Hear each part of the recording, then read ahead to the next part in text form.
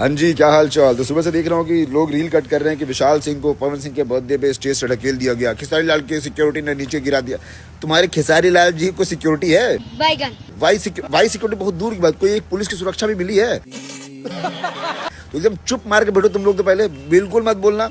और रही बात अपने लोगों की, जो अपने लोग सपोर्टर्स हैं, फैंस हैं भैया के, वो लोग बोल रहे हैं गलत हुआ भैया, इतना लोड मत लीजिए, इतना तूल मत दीजिए बात को। वो भैया के लिए है, वो सिक्योरिटी। आप लोगों को खुश होना चाहिए कि भैया की सुरक्षा इतनी अच्छी है कि लोगों को आसपास नहीं आने देते हैं। वो मुझे नहीं पहचान रहे थे क्योंकि कल ही अपॉइंट हुए थे, बाकी सारे पहचानते हैं।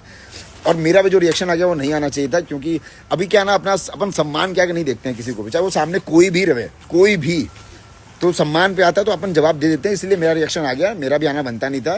तो इतना लोड मत लीजिए। और तुम लोग सालों गवारो विधायक जी के फैंस, जब तुम्हारे फूफा के सेट पे गया था ना चंडीगढ़ में, तो भी मेरा कुछ ना उखाड़ पासे सामने खड़े होकर के, तो कोई मुझे ढकेलेगा क्या बे?